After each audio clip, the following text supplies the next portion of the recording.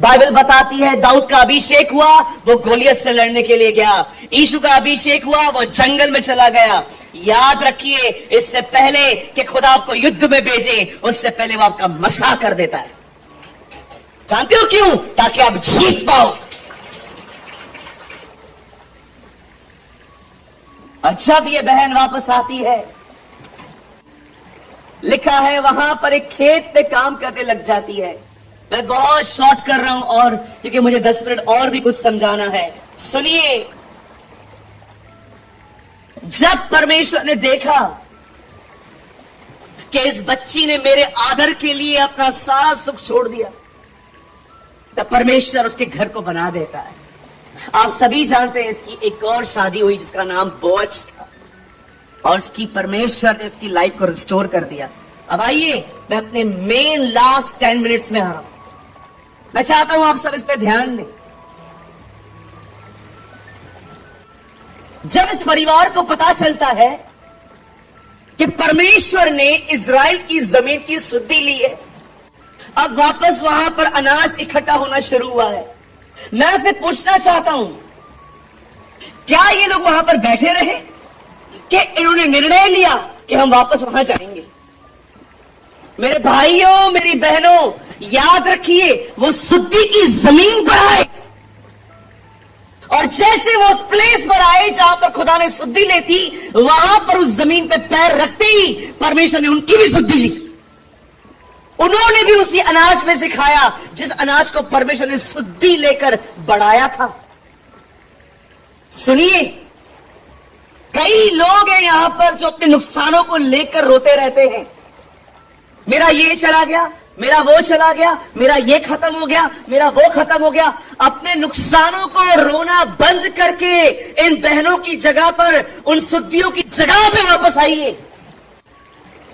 जानते हो आपकी शुद्धि कैसे ली जाती है? सबसे पहले क्या खोया आपने? अगर आपने कोई व्यक्ति खोया है, मैं आपको कहना चाहता हूं, आप प्रॉब्लम की बात कर रहे हैं। मसीह के अंदर अगर कोई व्यक्ति मर जाता है, वो व्यक्ति भी वापस आएगा। पौल कहता है, एक दिन हम प्रभु से मिलेंगे, और लिखा है जो हमसे पहले मरे थे वो हमसे पहले जी उठेंगे। आज मैं आपसे पूछना चाहता हूं, क्या चल रहा है आपका इन दिनों में मन में? मैंने ये खो दिया, मैंने ये खो दिया, मैंने ये खो दिया, मैंने ये खो दिया। अरे इससे ज्यादा खोया क्या आपने? 3 पुरुष घर के। अरे जब तक किसी के साथ ये ना हो ना, वो इस दर्द को समझ ही नहीं सकता। 3 पुरुष घर के अंदर, सब घर का घर खत्म। आप बिलीव कर सकते हो? मैं जानता हूं ये आपको थोड़ा इमोशनल कर सकता है। एक स्कूल में हमला हुआ था कुछ साल पहले, छोटे छोटे बच्चों को मारा गया था, और जब उन बच्चों को मिट्टी दी गई तो उस पूरे प्रोग्राम के ऊपर, ब्लैक बोर्ड के ऊपर व्हाइट शब्दों में जानते क्या लिखा गया? Little coffins are very heavy. छोटी कब्रें उठाने में बहुत ज्यादा भारी होती है। आप सोचो, पति को जाते हुए देखा, बच्चों को जाते हुए देखा, इस औरत के साथ क्या हुआ होगा? जब तक हमारा खुद का कोई न जाए ना, हम कुछ दर्दों को समझ नहीं पाते। जस्ट हमारे माइंड में थ्योरी के रूप में वो रह जाते हैं, हाँ ऐसा हुआ था। लेकिन आप में से जिस किसी का भी कोई गया है ना कोविड के अंदर, कहां पर भी, आप समझ सकते हो ये बहन आपसे 2 कदम आगे थी। इसने अपनी आंखों से अपने पति को जाते देखा, अपने जवान बच्चों को जाते हुए देखा। टूट चुकी थी वो। इतना बड़ा नुकसान था उसके जिंदगी में, इतना बड़ा लॉस था उसके जिंदगी में। आप सोचो, उसके बच्चों के जाने के बाद जब उन प्लेसेस को देखती होगी जहां उसके बच्चे खेलते थे, सोते थे, उठते थे, बैठते थे, वो चीजें उसे कितनी काटती होंगी अंदर से।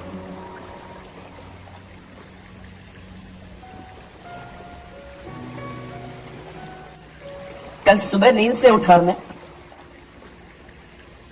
अपना व्हाट्सएप चेक किया। मैंने, मेरा यंग फ्रेंड है नासिक, वो कल सो गया। कोई ज्यादा नहीं है उसका एज, 37 38 का था, अटैक आया। बाद में पता चला किसी टेंशन में था, चला गया। 35 मिनट तक मैं उसकी मां को समझाता रहा। 35 मिनट वो फोन रख नहीं रही थी। मैंने कहा आंटी कोई बात नहीं, हम आपके बेटे हैं ना सर, हम आपको संभाल लेंगे। बोलती है कोई भी संभाल ले, उसकी जगह थोड़ी कोई ले सकता है। मैंने उसे इतनी बार आपको बताया, मैंने चर्च के कुछ भाइयों के नाम लिए, मैंने कहा ये सब आपके बेटे हैं, हम आपके साथ हैं, आप रोइए मत, आप चिंता मत करिए, हम देख लेंगे खुद ही। बोलती है नहीं, खुदा को बोलो ना एक बार उसको लेकर आ। पागल से, इसे पागल लोग कैसे बिहेव करते हैं, वो बेचारी ऐसे हो गई थी माता। 3 बच्चे कुछ सालों में चले गए, सब खत्म हो गया, लेकिन वो अपने नुकसान के साथ रोती नहीं रही। वो इजराइल लौट आई, शुद्धि की जगह पे लौट आई, वो उस प्लेस में लौट आई जहां पर परमेश्वर ने विजिट किया था। और जानते हो जैसे ही उसने उस लैंड पे विजिट किया, बाइबल बताती है खुदा ने इनके घरों को बनाना चालू कर दिया। रिस्टोर हो गई वो, उसके घर के अंदर वापस एक और जेंट्स आ गया, ये उसकी बहू लेकर आई। मैं उससे पूछना चाहता हूं, यहां पर जितने भी लोग हैं अपने नुकसानों को लेकर रोते रहते हैं कि आप उस शुद्धि की जगह पे वापस आए हैं। जानते हो आपकी शुद्धि की जगह क्या है?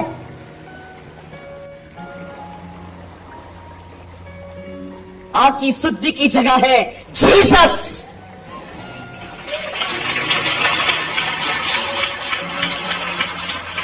आपको यरूशलेम जाने की कोई जरूरत नहीं है, आप यहां से उसे पुकारेंगे, वो आपकी शुद्धि लेगा। अपने नुकसानों को देखकर रोना बंद कीजिए, परमेश्वर को पुकारना चालू कीजिए, वो आपकी शुद्धि लेगा। उसे कहिए मैंने अपना अभिषेक खोया है, मैंने आपको बड़ा हल्के से लिया है, मैंने आपकी उपस्थिति खोई है, मैंने अपनी मूर्खताओं से ये सब खोया है। विश्वास कीजिए वो आपकी शुद्धि लेगा, आप पहले से बढ़कर आगे जाएंगे।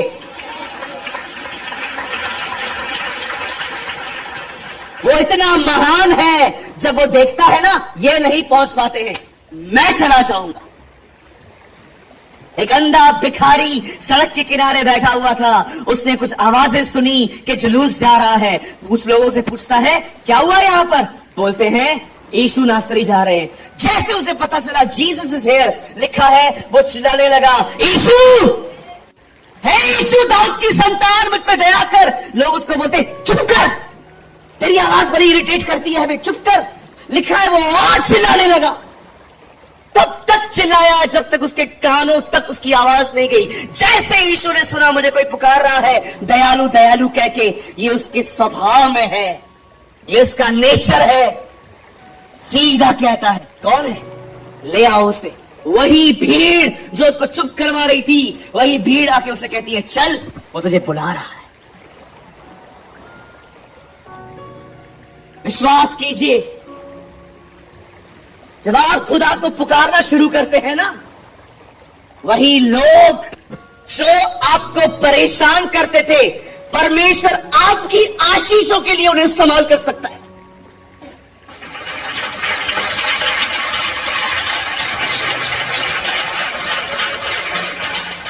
नाइन नगर में जब एक विधवा आ रही थी, वहां लिखा है एक चौड़ा फाटक था, यीशु रुक गया और 9 नामक में लिखा है यीशु ने उस बच्चे को छुआ, वो लड़का अर्थी से उठा।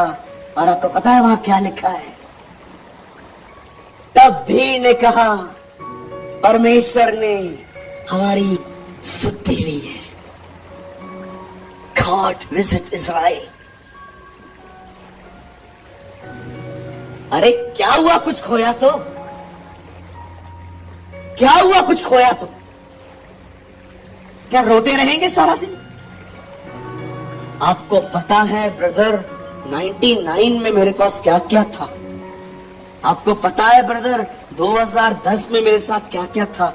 आज मैं क्या हूं? बंद करो ये सब। God is a God of restoration. और मैं आपको एक बात बताना चाहता हूं, सुनिए, उसे पुकारना सीखिए। उसे पुकारना सीखिए। ये पुकारना ऐसा नहीं होता कि बस आपने चिल्लाना शुरू किया। नो, आपके दिल में जो दर्द है उसे बताना सीखो। अपने दर्द को ऐड मत करो उसकी। लोगों से सिंपैथी गेन करने के लिए अपने दर्द को यूज मत करो। परमेश्वर सुधि ले, अपने उस दर्द को इस्तेमाल करो। परमेश्वर से कहो आप अंदर से क्या फील करते हो।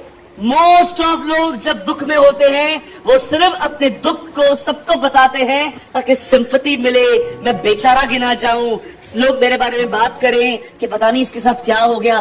ये बचकानी बातें हैं। यहां से निकलिए, अपने दर्द को अपने खुदा को बताइए, विश्वास कीजिए, वो आपकी सुधि लेगा।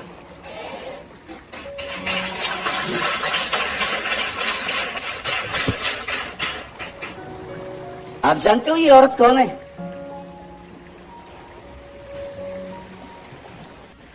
रूथ कौन है? बड़ा बताऊं?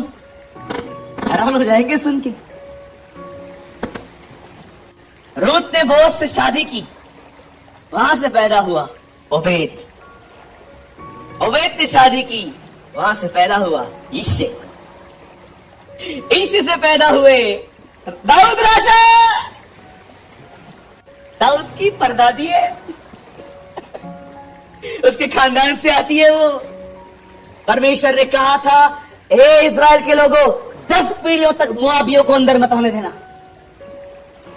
लेकिन जब खुदा ने देखा एक बेटी पति पाने के लिए नहीं पर मुझे पाने के लिए अपने सास के साथ रहना शुरू कर चुकी है, परमेश्वर ने उसे अपनी जाति में एंटर होने दिया। कम that you also celebrate our royalty। तू भी अब आनंद कर हमारे बीच। आपको पता है व्यवस्था विवरण में एक वचन है, किसी मोआबी को 10 पीढ़ियों तक जगह मत देना। परमेश्वर ने मना किया था मोआब से दूर रहना, लेकिन ये बच्ची देखिए, परमेश्वर उसके वास्ते सब भूल गया। परमेश्वर ने उसे अपने खानदान में जोड़ा। हमारे पूरी जेनेलॉजी के अंदर एक नाम है। मैं आप में से हर एक को कहना चाहता हूं, हो सकता है आप यहाँ पर बहुत दर्द में हैं, हो सकता है कि आप कुछ ऐसी चीजों में हैं, घुट रहे हैं, आप किसी को नहीं बता सकते अपने घर के हाल, क्योंकि आपको पता है अगर मैं एक को बताऊंगा मेरे घर के हाल सबको पता चल जाएंगे। मैं आपको कहना चाहता हूं, my brothers and sisters, call the name of यशुआ। परमेश्वर यीशु के नाम में जब देखता है ना, कोई उसे पुकारता है, वो उसकी सुधि लेता है।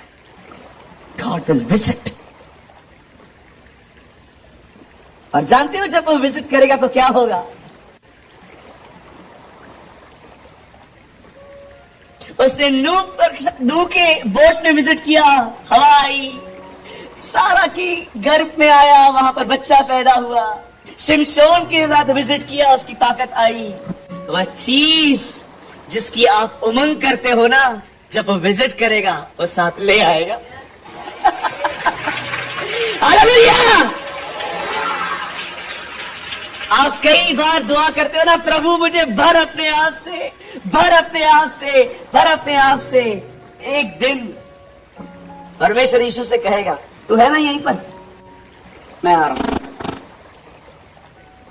मैं आ रहा हूं। बेटा तू कहां जा रहा है? मैं इसके साथ जा रहा हूं। बेटा एक सेकंड, ये साथ ले जा, ये दे दे इसको। जब वो विजिट करेगा वो अधूरा संपूर्ण हो जाएगा। क्योंकि याद रखिए, अगर आप खुदा के सामने भेंट ले आ सकते हो तो वो भी आपके पास कभी खाली हाथ नहीं आएगा। आमीन। जब आप परमेश्वर के सामने भेंट लेके आ सकते हो, तो जब वो आपके साथ आएगा तो वो भी खाली हाथ नहीं आएगा। वो उस चीज को लेके आएगा जिस चीज की आपके अंदर तलब है। बहुत साल से आपने मांगा है ना, मुझे ये चाहिए, मुझे तेरे करीब आने के लिए चाहिए चाहिए चाहिए। जब वो आएगा वो कुछ लेके आएगा, और जब वो आपको मिल जाएगा ओ आप स्थिर हो जाओगे। जब खुदा आपको कहता है मेरे मंदिर में खाली हाथ मत आओ, तो क्या वो आपके पास खाली हाथ आएगा? नेवर, कभी भी नहीं। Seek the visit of the lord, पुकारो परमेश्वर को।